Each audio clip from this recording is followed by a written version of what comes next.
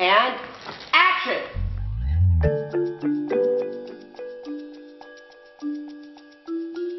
Was it a little intimidating last season in the beginning? My first impression of Dr. Ekman. Here is the really interesting thing about Paul Ekman. I'm scared to be around him. I was very kind of paranoid when he was around. You just assume that he is going to just like peer right into your soul, and he's going to basically give you a printout of all of your bull. It's very weird talking to somebody who can read what's happening to you. So there was a lot going on, and yes, I was self-conscious at first when Dr. Ekman was there watching us do a scene, because I wanted to be a good student, you know what I mean, or do it well. Dr. Ekman, is she telling the truth? She is, absolutely. I am.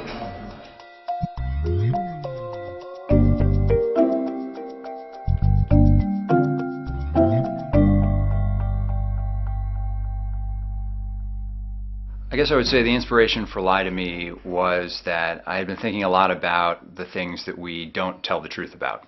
I had done some research into the science of lying and very quickly came across the work of Dr. Paul Ekman and discovered that there was this whole science of deception detection. The nice thing about doing research on Dr. Ekman is it's right there. He wrote the books.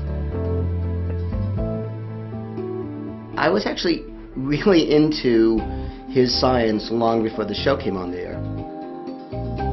I can't get enough of the guy, and the way that he looks at people and people's motivations is really just fascinating as a fan. He's pretty cool. As far as research goes, I just read all of Ekman's books. Well, not all of them. That was a lie.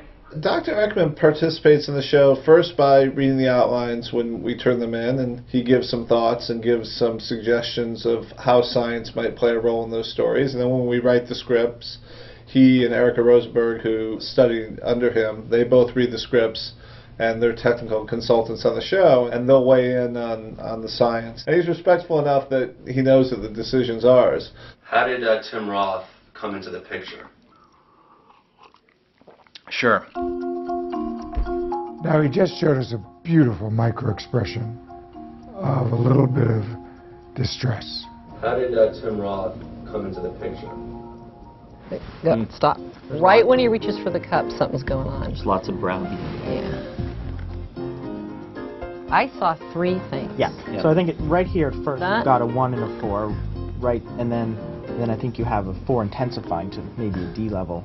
Now, I don't know what the distress is about, but I do know he's concealing it. I can't tell from a micro-expression whether he's even aware of what he's concealing, because micros look exactly the same. They're the product of unconscious repression or deliberate conscious suppression. But it was a beauty. Well, Tim Roth had originally said that he was not going to do American television. He was not interested in series television.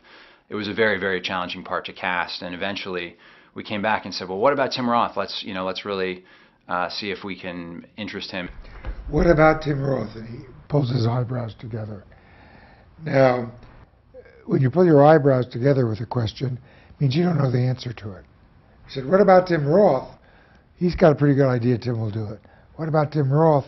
He doesn't know that there's a chance at all. And he read the script, and the two of us had lunch, and I think about 2 days later, he was in. So, What happened during that lunch? It's a great mystery what happened during that lunch. I'll never tell. What happened during that lunch? One. Yeah. I'll never tell. There. Yeah. Something must have really been interesting that went on during lunch, and he hasn't decided how much of it he can tell you, because maybe he'll put it in the DVD. Do you like working on a television show as opposed to feature films? What is the difference for you in terms of your own experience? I'm actually really enjoying it. I was hoping you were going to say that. I mean, it's a completely different world. It's exhausting, and it's brutal, the amount of work that you put in a day compared to what you put in on film. I'm my own boss. That's a 24/7 job. Because it's a big machine that's kind of chugging forwards, you hope. And, you hit the rocks sometimes. But I still think that that's a great place to be. DOD friend of mine said this guy's a total nut job.